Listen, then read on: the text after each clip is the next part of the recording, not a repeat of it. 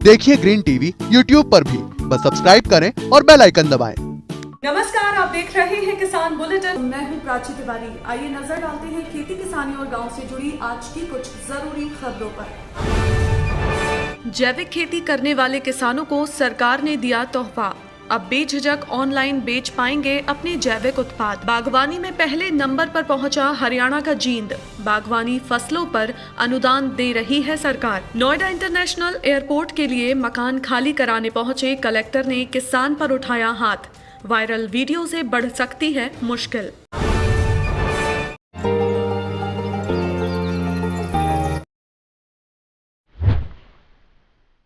Corona virus के साथ ये देखा जाता है कि ये हमारे फेफड़ों पे खास तौर से दुष्प्रभाव डालता है और सीधे सबसे पहले वहीं अटैक करने की कोशिश करता है। अगर हमें अपने लंग्स को बेहतर बनाना है, ज़्यादा स्ट्रॉन्ग बनाना है, तो उसके लिए हमें कुछ एक्सरसाइजेज हैं जो अच्छे से करनी चाहिए।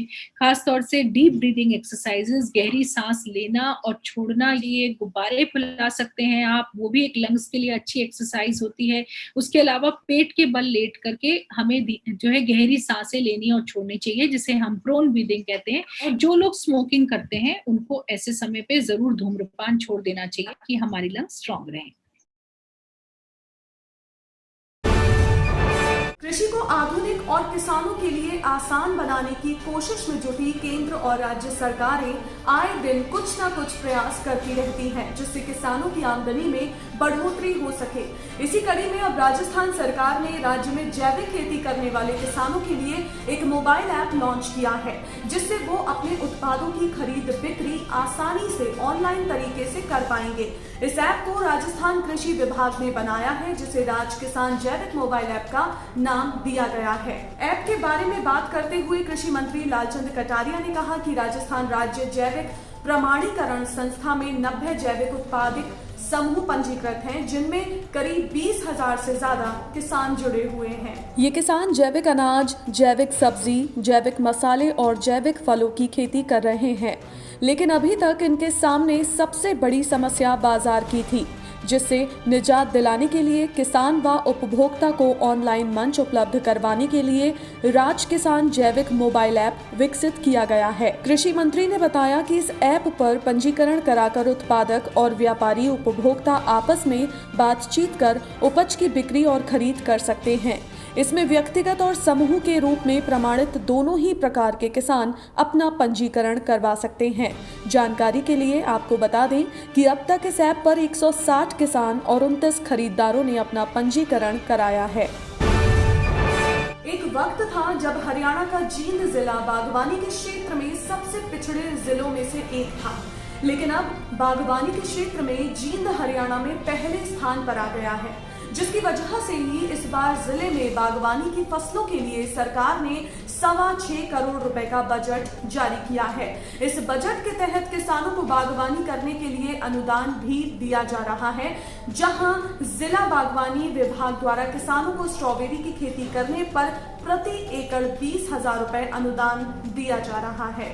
तो वहीं 13 जुलाई से जिला बागवानी विभाग में अमरूद, नींबू, फूल और सुगंधित पौधों की फसल के लिए आवेदन किए जा रहे हैं। किसानों को एकीकृत बागवानी विकास मिशन के तहत इन फसलों की बागवानी पर विभाग द्वारा अनुदान दिया जाएगा। इसके अलावा अधिकतम 10 एकड़ स्ट्रॉबेरी के बाग पर किसान योजना का लाभ ले सकते हैं। प्रति एकड़ 20,000 रुपए किसान को अनुदान के रूप में मिलेंगे, जबकि अमरूद के लिए एक किसान को अधिकतम 4 हेक्टेयर खेतों में 6 बाई 6 मीटर पर बाग लगाने पर प्रति हेक्टेयर 11,502 रुपए का अनुदान मिलेगा। वहीं 6 बाई 3 मीटर पर लगाने पर 15,495 रुपए अनुदान के रूप में किसान को मिलेंगे। नींबू वर्गीय पौधों की खेती करने पर बागवानी विभाग प्रति हेक्टेयर 12,002 रुपए का अनुदान देगा। इसी वर्ग में आंवला पर एक किसान को 2.5 एकड़ पर 15,000 रुपए का अनुदान दिया जाएगा। इतना ही नहीं, जिले में 50 हेक्टेयर में फूल की खेती करने पर भी टारगेट मिला है। फूलों की खेती पर किसान को प्रति हेक्टेयर 32,000 रुपए का अनुदान मिलेगा। एक किसान 2 हेक्टेयर पर योजना का लाभ ले सकता है। इसमें किसान को प्रति हेक्टेयर 16,000 रुपए का अनुदान मिलेगा। बीते काफी वक्त से आए दिन सोशल मीडिया पर अधिकारियों की मनमानी, किसानों और मजदूरों से बदसलूकी की कई वीडियोस वायरल हुए हैं। इसी कड़ी में अब देश के सबसे बड़े नोएडा इंटरनेशनल एयरपोर्ट जेवर के ड्रीम प्रोजेक्ट पर काम कर रहे एक अधिकारी का नाम भी जुड़ गया है। दरअसल यहां एयरपोर्ट के लिए अधिग्रहित की गई किसानों की जमीनों पर जल्द से जल्द काम शुरू कराने के लिए मकानों को तोड़ने को लेकर लोगों पर दबाव बनाया जा रहा है। इस बीच रोही गांव के एक घर में घुसकर डिप्टी कलेक्टर संजय कुमार ने किसान के साथ मारपीट और दुर्व्यवहार किया, जिसका एक वीडियो अब इंटरनेट मीडिया पर तेजी से वायरल हो रहा है। इस बीच रोही गांव के एक घर में घुसकर डिप्टी कलेक्टर संजय कुमार ने किसान के साथ मारपीट और दुर्व्यवहार किया, जिसका एक वीडियो अब इंटरनेट सोशल मीडिया पर वायरल हो रहा है। वीडियो में पुलिस के साथ डिप्टी कलेक्टर किसान पर हाथ उठाते हुए दिख रहे हैं। इससे लोगों में नाराजगी है। लोगों का आरोप है कि पुलिस का दबाव बनाकर जबरन उनसे मकान खाली कराए जा रहे हैं। आपको बता दें कि कुछ किसान ऐसे हैं जिन्होंने मकान खाली करने की सहमति तो दे दी है, लेकिन उन्हें अभी मुआवजा नहीं मिला है। इस कारण यहाँ मौजूद किसान मकान खाली नहीं कर रहे हैं। जाहिर है रोही, नकला और यानतपुर गांव में कई किसानों ने अभी मकान खाली नहीं किए हैं। किसानों से वार्ता कर मकान खाली कराने के लिए अलग अलग गाँव में एसडीएम स्तर के अधिकारी लगाए गए हैं। इसी दौरान हुई एक घटना का वीडियो अब सोशल मीडिया पर वायरल हो रहा है। तो दोस्तों, ये थी किसान बुलेटिन की वो खबरें जिन्हें हमने आप तक विस्तार से पहुंचाया। लेकिन अब बारी है कुछ ऐसी खबरों की जिनसे जुड़ी छोटी बड़ी अपडेट्स की जानकारी भी आपके पास होना बेहद जरूरी है। हाल ही में national bank for agriculture and rural development यानी कि नाबार्ड ने असिस्टेंट मैनेजर और मैनेजर के पदों पर भर्ती निकाली है, जिसके लिए नाबार्ड ने आधिकारिक अधिसूचना भी जारी की है। इच्छुक व योग्य उम्मीदवार 7 अगस्त 2021 तक नाबार्ड की आधिकारिक वेबसाइट पर जाकर आवेदन कर सकते हैं। इसकी अंतिम तिथि के बाद से किए गए सभी आवेदन स्वीकार नहीं किए जाएंगे। जरूरी बात यह है कि इन पदों के लिए उम्मीदवारों की न्यूनतम आयु जो है वो 21 वर्ष से अधिकतम 30 वर्ष निर्धारित की गई है।